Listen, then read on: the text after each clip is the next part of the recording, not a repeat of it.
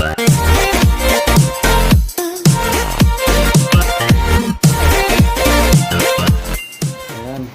papasok na po ako sa trabaho. Hello, I'm your very own musikerong Uragon. Yan po, itong accommodation namin yung ginagawa sa taas, oh. Dinadagdagan ng palapag. Ito yung accommodation namin. Ito yung service ko, oh. Service, nakabike lang ako. Malapit lang kasi.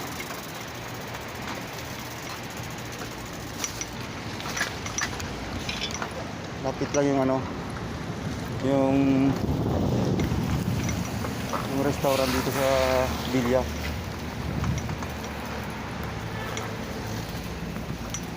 Ayan, laking building dito, oh. Maraming building dito sa malapit sa namin, accommodation. Friday ngayon kaya medyo busy ngayon. Sineselebrate pa nila yung New Year.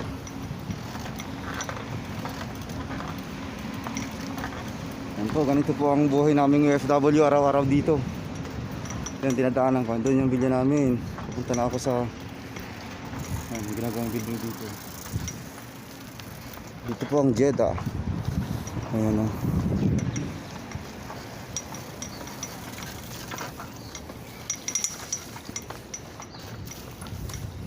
Ayan. Shout out po sa mga very supportive kong kaibigan. Sis Gina Rabis, siya sa Cuneda, ang kanyang channel. Kisses the Cute Dog channel, Sis Yuki. Ayan, Vilmac channel. Akilas Journey. Ayan, mega shout out po sa inyong lahat. Thank you sa mga support nyo. Chubby TV, Luis Ador, aking kapatid. Ayan po, shout out sa inyo. Chinese restaurant yun, oh. Tapos palaglag yung cellphone ko, ah. Ayan, kasama ko si Jake. Dalawa lang kami Pinoy. Bibili ako ng para kakapit ko dito sa kamay ko. Kamalaglag. Assalamualaikum.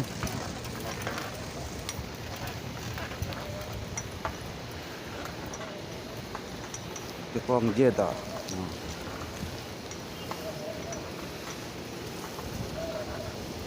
Ayan, salamat po sa sa pag-view sa aking mga kanta, may original composition. Daming sasakyan. Ang daming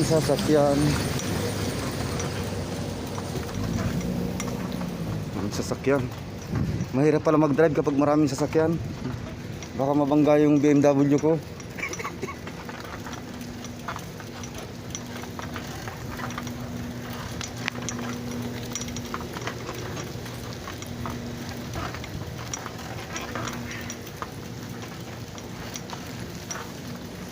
Ayan, naka 3 minutes na. 5 minutes nasa resto na ako, eh.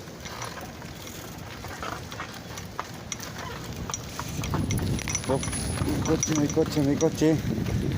Kung mabangga ng Mercedes ko, ang Mercedes ang BMW ko, mahal ang bayad mo dito sa damage. Sisingilin kita ng damage na limpak. Ang aking service po ay BMW old model, 1976 model.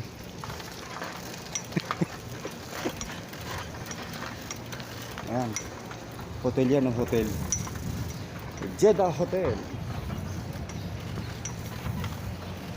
Ayan, ito naman school to, eh. Ayan, school yan, oh. School, high school yan dito sa Jeddah, high school.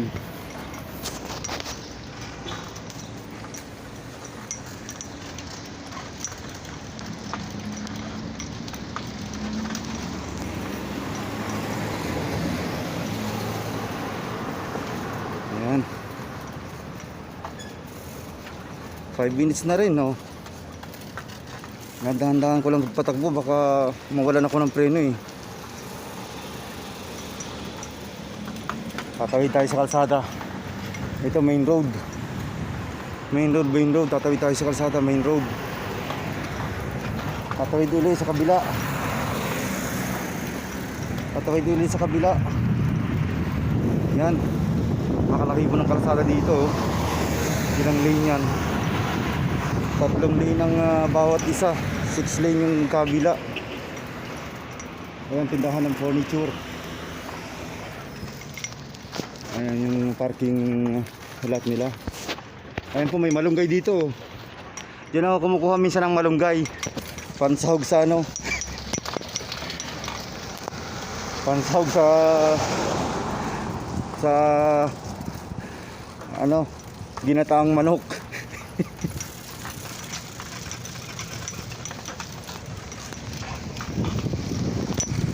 Ayan, malapit na ako sa resto. Aba, biruin mo nga naman, naka 6 minutes na. Busy ata ngayon ah. Ngayon po ang resto ng mga kasama ko.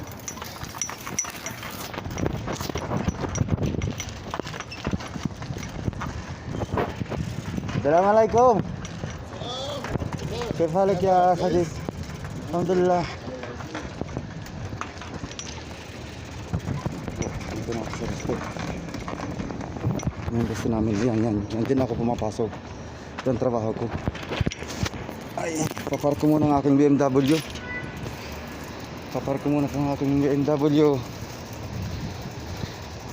Baka nakawin eh.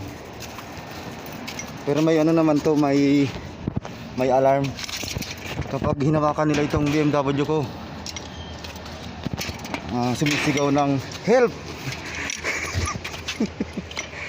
Sumisigaw siya ng help kapag ano, hinawakan nila to. Ayan, wait lang po ha. At susiyan ko lang aking BMW.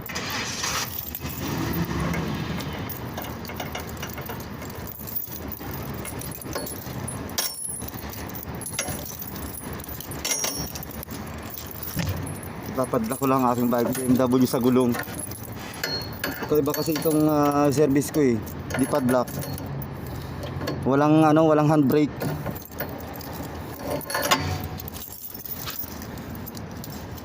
Yan.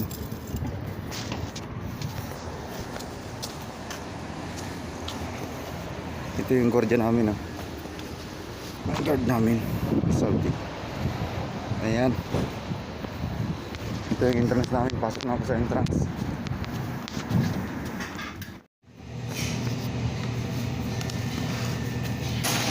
Tuturo ko sa inyo paano gumawa ng chicken kebab.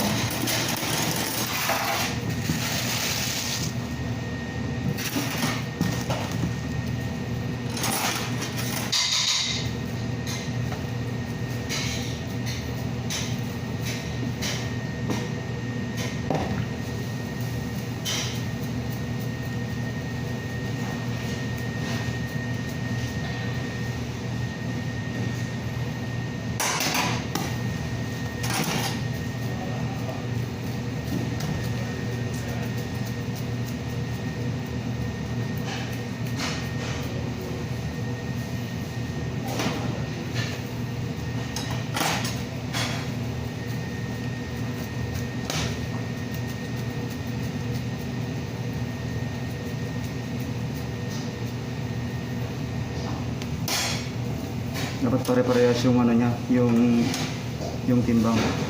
Saka pare-parehas yung design. Parehas yung haba.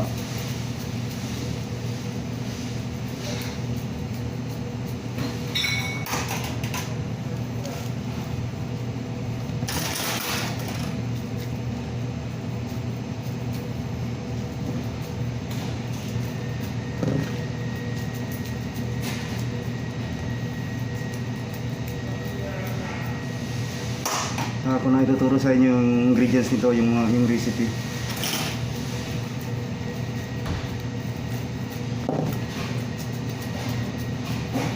Para lang ako nagigitara oh.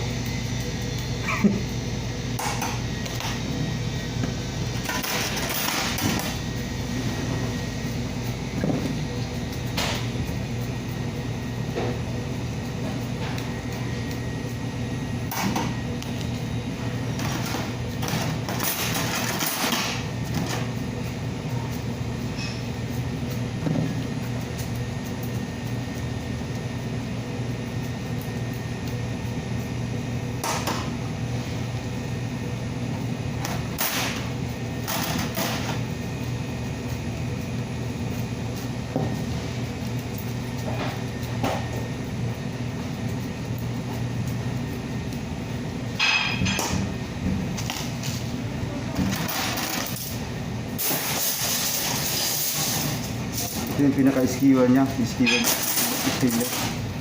Para hindi kinakalawang.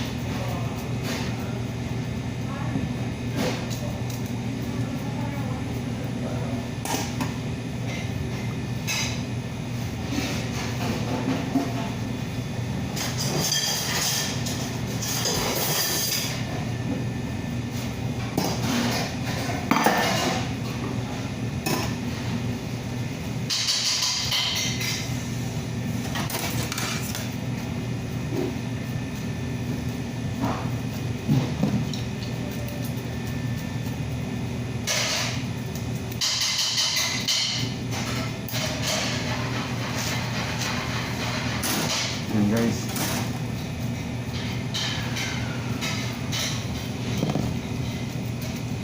Dali lang gumawa ng kebab. Dalawang klase yung kebab. Kebab chicken and beef kebab. So,